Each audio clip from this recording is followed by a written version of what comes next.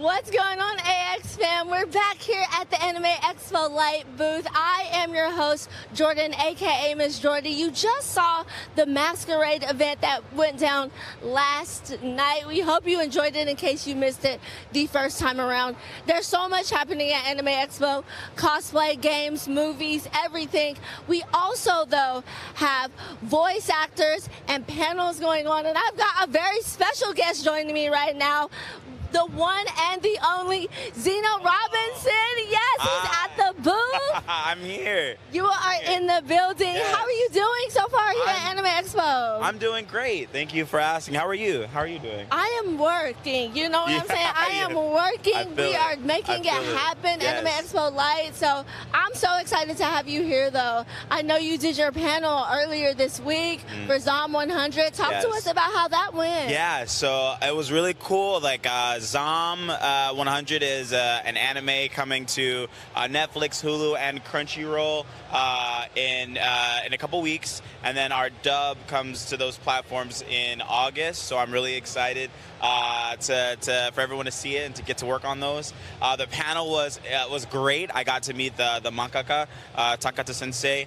He signed my manga. It was so cool. He said he told me that the good morning from the trailer was perfect. Yeah. And so as someone who really loves to honor a character, to hear that from the original creator, or one of the original creators, the artist of the manga, was such an affirming and a humbling blessing for me. So thank you, Takata Sensei, for that. Because there's the dub sub thing always, right? Always. So for me, I'm you can't tell me anything anymore. The guy who draws it said it was perfect. Right. I know, you just gotta flex that now. It's walk around. I heard it from the man himself. I am the GOAT, okay? Literally. No, I love that for you. But also, I want to talk about, for those that maybe, obviously ZOM 100 is coming out next week, but talk to us about some of the other shows. I obviously know My Hero, Demon Slayer, you've got the list, but talk to us about some other work you have going on. Yeah, I just recently, as of the 1st, Digimon Adventure 2020, the reboot show, just premiered on Hulu in its entirety. So I play Tai in the show, and it was such an honor doing that, and I'm glad it's finally on Hulu and everyone can watch it. So that has recently just come out. Actually, later on today, I'm doing a panel for Persona 3 Reload for Sega Atlas, which is a remake Persona 3, and that's one of my favorite games. Any Persona fans, if you love 5, you'll love 3. It's one of my favorites. It's my favorite in the Persona series. It's one of my favorite games ever. So I'm really, really super excited to get to talk about that later on today. And outside of that, of course, there's My Hero Academia. And then I'm still working on this cartoon called Big City Greens. And there's Transformers Earthspark, where I play Thrash. There's so much. So many. We can always, there's so much. We could go on and on and on about the work you've done. It's obviously incredible. Before we jump into some of the shows specifically, I want to talk to you a little bit about Persona, because I had a chance to talk. I'm a big gamer myself. Let's go! Let's go. And I had a chance to talk to some fans, actually, and they're so excited about it. Have you had a chance to speak to anyone and sort of what their reception has been about the game? Yeah, when the announcement happened, we were kind of almost immediately told we could talk about it. The Atlas social team gave us assets that we could use to announce, and people have been incredibly supportive and incredibly excited. Especially, I'm playing this character named Junpei. Everybody's oh my god, it was a perfect choice, which is really honoring and humbling for me. I really love his story arc in the game, and as someone yesterday at my table brought a copy of Persona 3, the OG, for me to sign, and I was that's what's really honoring and humbling and touching, is wow, this thing that means so much to me, that I'm a fan of, now I'm part of it. I've assimilated into it. So nobody's heard my work yet, but everybody keeps telling me that they're so excited, and that really, really is really exciting for me.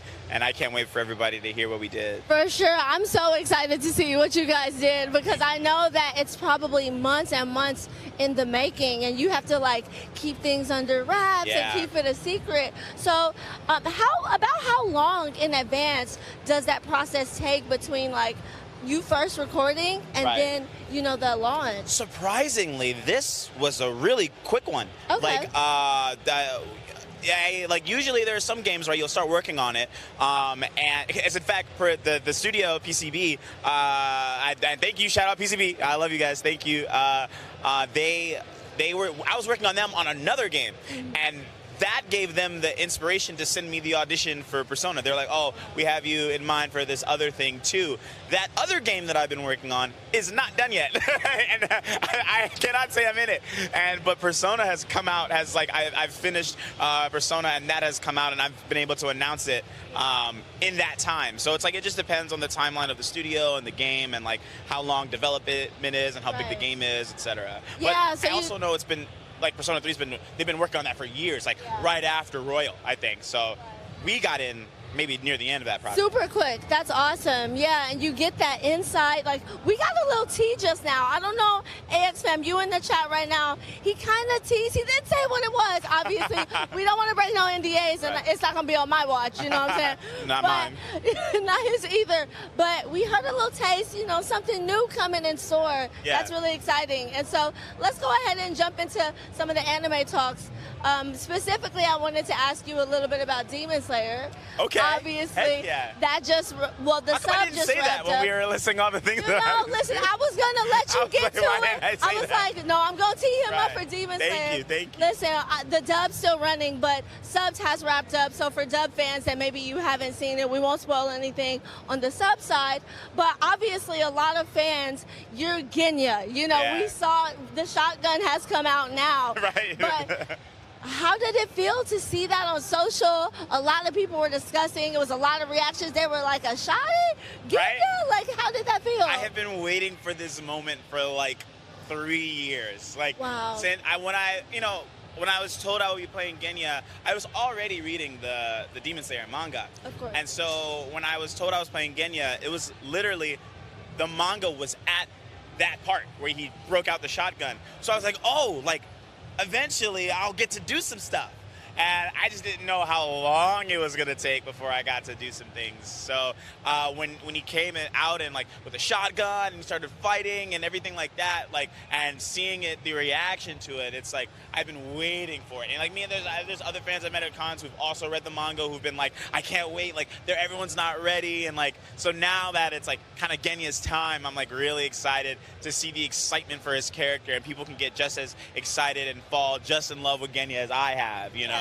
And like literally yesterday, his big episode just premiered in the dub, his big flashback backstory episode, and I played young Genya, his child form, and I also played his current form too. So that was a really, really emotionally gratifying experience for me as an actor to do that. Yeah, and really a full circle, you know, opportunity for you playing both young and old. Is that typical? Like, do you usually do that, or in voice acting, do you guys usually just do one age of a character and maybe someone else plays the other? Yeah, I think it's a creative decision depending on who's in charge. Like sometimes I'll be playing a character and like, you know, a peer of mine will be playing the younger version of me, and then sometimes because they know I can do younger voices, they'll let me kind of step in. It might depend on like if it's anime, like on how they did it in the original sub. Like if the same seiyuu is the older version, they might, and the younger version, they might just keep that consistent if the actor can do it in the dub as well.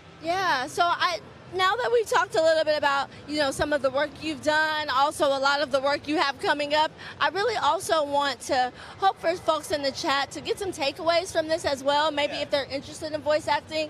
So starting off, my first question I want to ask you is, how does someone, you know, start out in voice acting? I'm sure you've talked about it before, but how do people get started? Or what advice? There's like so many ways like you can get started in voice acting. It's hard to like tell someone what one lane to choose. I think, but most of all, it starts with a love of the craft. You know, it starts with a love of the art, with a love of and a passion for acting, and a passion for the mediums that you want to act in and the projects that you want to be in.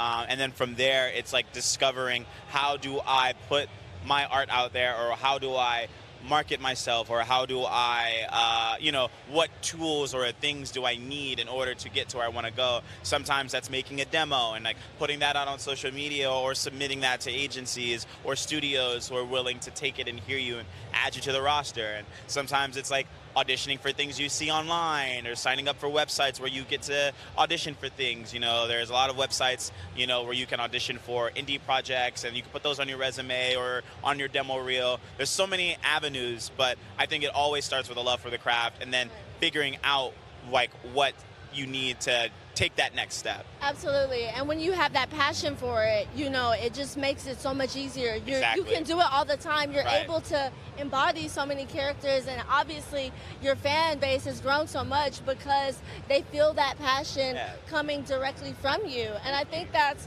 like extremely beautiful. That's, first of all, the biggest takeaway I have from it. And so as a follow-up to that, before I get into my next question, I'm curious, was this always sort of the path that you wanted to take in voice acting, or? That's an interesting question, because not really, actually. I feel like a lot of people who like do voice acting kind of sort of fall into it. Okay. And like for me, it started with that love. I saw a play in middle school, and like all these kids came running through the halls, and I was like, oh, whoa, like how do I do that, what they're doing, And so like I switched my elective the next semester to drama, and I always, even the program I took to get my agent, it was always for like TV, film, on camera.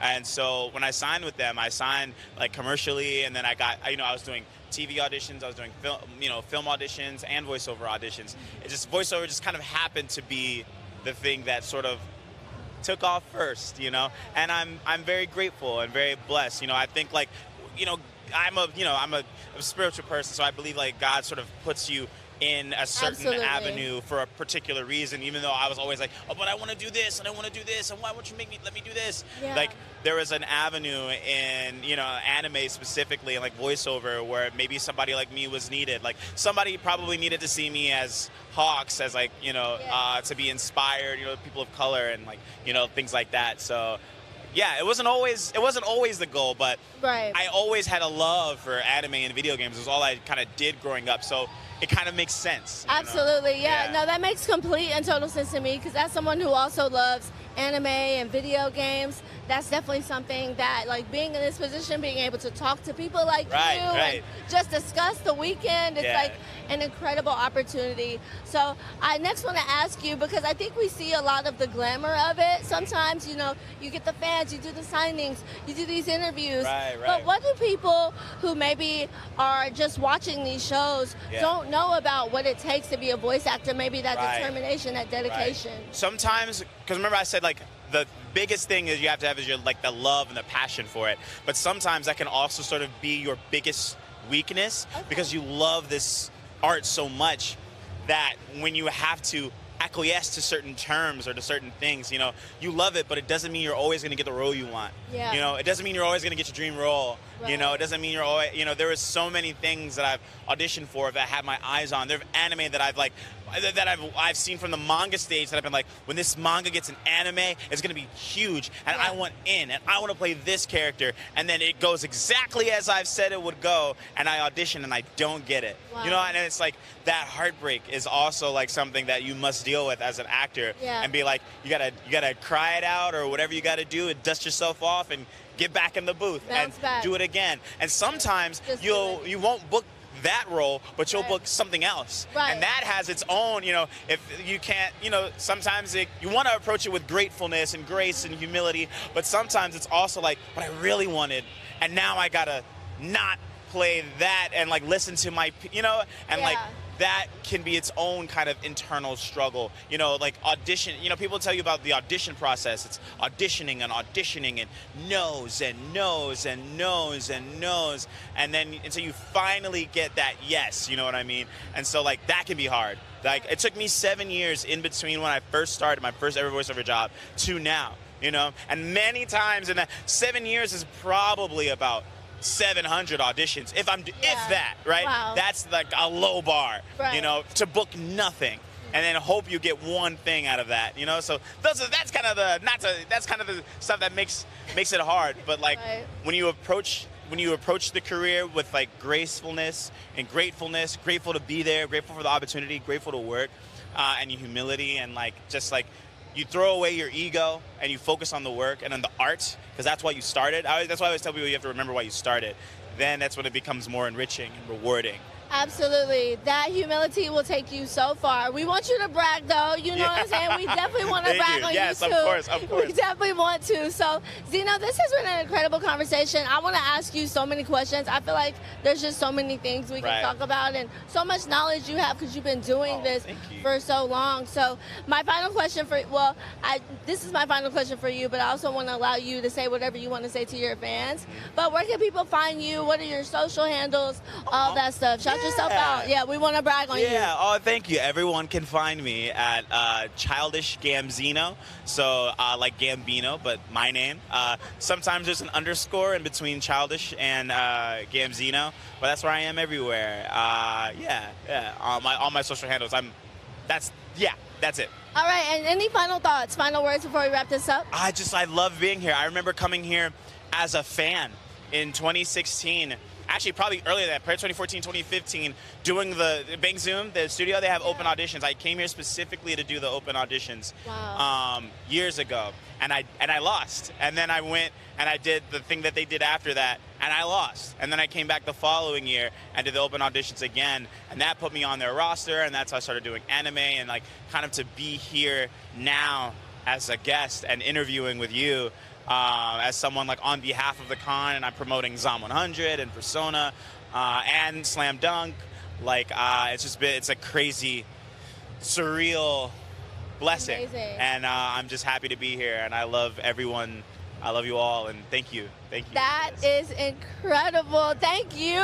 Listen, that is a full circle moment, and definitely something that we can all celebrate and be excited for you about. And much success for you in the future. Thank you for this conversation. Thank you. Thank you so much. And with that, you guys, we're going to wrap up here right now at the AX Light booth. But don't go anywhere. There's so much more happening on day 3 of Anime Expo. So stick around. We'll be right back.